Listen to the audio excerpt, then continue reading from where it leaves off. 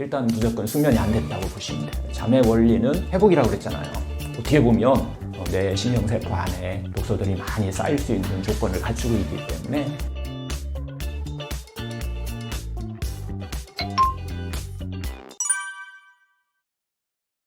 이건 뭐 생체 리듬을 떠나서 우리가 잠을 못 자거나 부족해지면 잠량이 충분하지 않으면 당연히 그 다음날 피곤하고 우리 몸 안에 독소들이 많이 빠져나가지 못하는 이런 현상을 좀 보실 거예요. 낮 시간에 활동하면서 생체 리듬 또 우리가 이야기를 하면은 낮 시간에 활동하면서 막 고장나고 과로하고 막 삐뚤어지고 뭐 이런 것들이 있잖아요. 근데 이런 것들이 바로 잠을 자면서 그게 회복하게 돼 있다는 거예요. 우리 몸이 원래 그렇게 만들어져 있어요. 우리 몸은. 그런데 그 시간에 잠을 자지 않고 일을 하시거나 하면 낮에 문제됐던 것이 회복할 시간이 없기 때문에 계속 문제를 조금씩 쌓아나가는 거예요. 우리가 이런 것들을 독소를 쌓아나간다. 병을 일으키는 독소를 쌓아나간다. 이렇게 이해를 하시면 될 것 같아요. 그래서 원래 잠만 잘 자면은 우리 몸 스스로 알아서 복구하고 회복하고 뭐 이런 것들이 자연스럽게 이루어진다라고 해서 자연치유의학에서는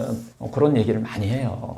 내 안에 100명의 현명한 의사가 있다. 방해만 하지 않으면 그들이 정말 내 스스로의 어떤 면역력을 키워주고 자연치유력을 높여주는 이런 일을 하는데 그 방해하는 첫 번째 요인이 부족한 잠이에요. 회복할 수 없을 정도로 부족한 잠을 자게 되면은 계속 몸 안에서는 병을 일으키는 물질이 즉 독소가 축적될 수밖에 없어요. 우리가 잠을 자게 되면요, 우리 몸 안에서요 무슨 호르몬이 나오냐면은 아이 때 성장할 때는 성장 호르몬이 나와요. 그런데 다 크잖아요. 어른이 돼가지고 더 이상 성장이 안 하면은 이 호르몬 이름이 바뀌어요. 복구 호르몬으로 바뀝니다. 그래서 다 복구하는 이런 호르몬이 되면서 잠자면서 우리 몸 안에서 스스로 내 몸이 스스로 치유될 수 있는 이런 것들이 이렇게 만들어져요. 그래서 우리가 아이들의 성장을 위해서 보통 여러분이 이제 병원에 가시거나 한의원에 가시면 성장에 좋은 약도 쓰지만 열심히 운동시키세요.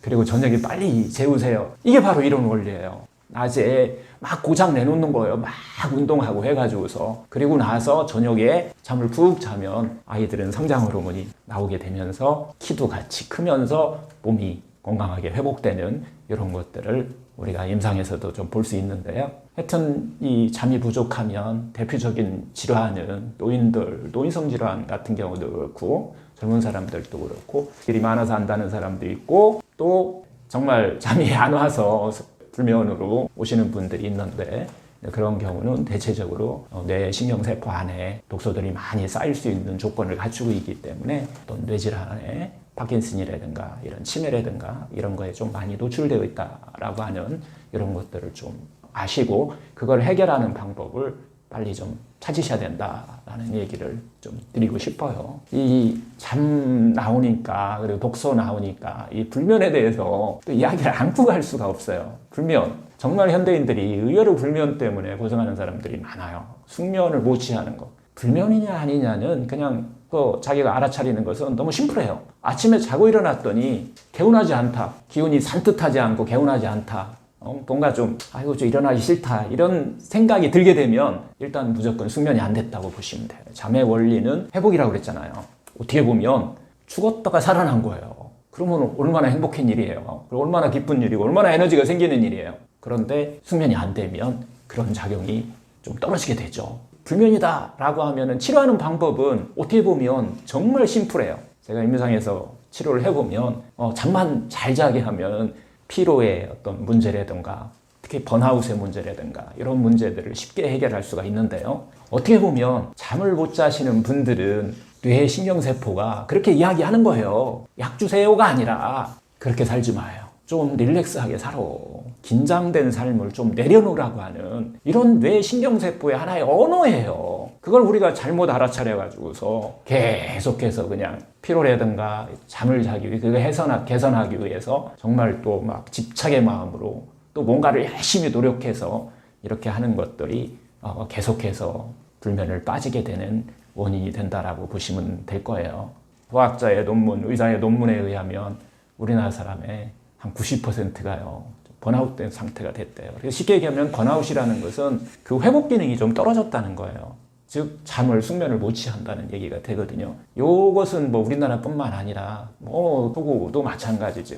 그래서 이걸 해결하는 방법으로 독일의 정신과 의사 선생님인데 이분이 이제 티벳이라고 하는 그래서 명상이라는 걸 활용해서 한번 숙면을 취할 수 있는 방법이 있지 않을까 해서 이제 찾아가셔서 만들어 놓은 프로그램이 있어요. 현대 의학적인 어떤 프로그램이 있는데 이게 요하네스 슐츠 박사라고 하는 분인데요. 이분의 아우투겐 트레이닝이라는 방법이에요. 혹시 기회가 되시면 여러분들도 이거 한번 해보세요. 8주 정도에 제가 지금 한 몇만 명을 한 것 같아요. 근데 8주 안에 99%가 숙면을 취할 수 있고 번아웃을 해결할 수 있을 정도의 그런 방법을 내 몸한테 익숙하게 만들어주고 숙면되게 만들어주는 것을 아마 직접 저도 체험을 했던 것 같아요. 수면 시간이 물론 중요해요. 어느 정도는 시간도 중요하지만은 질이에요. 질이 중요해요.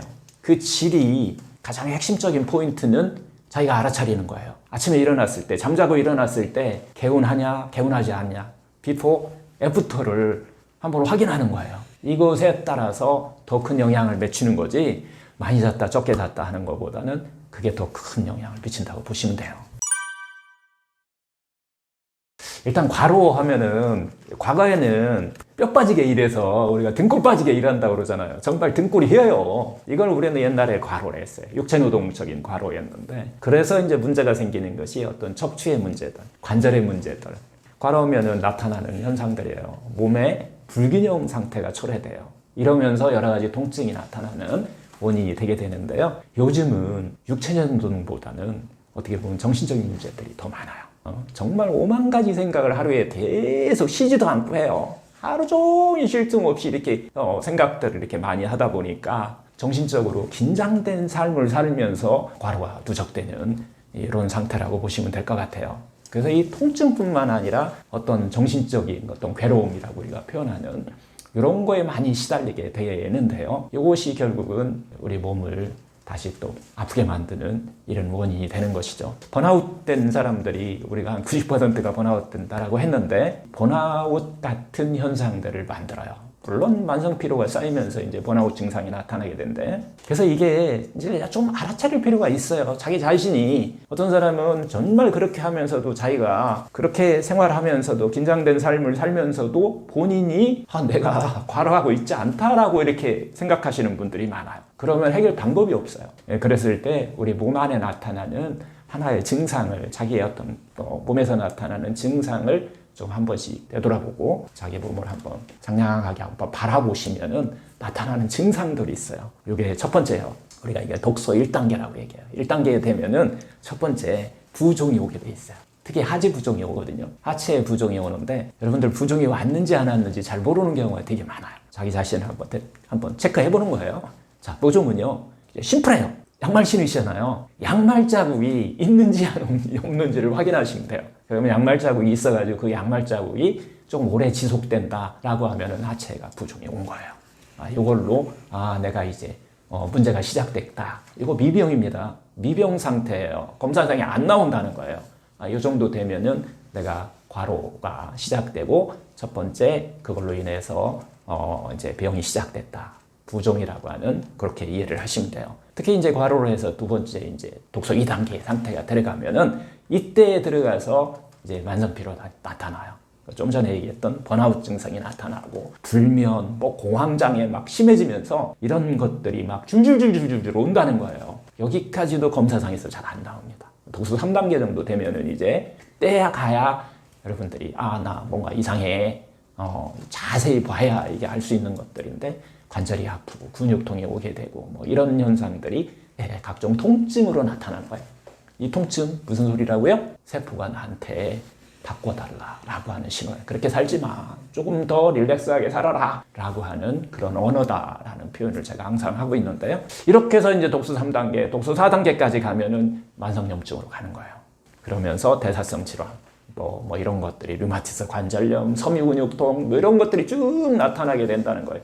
왜? 안 바꾸시니까.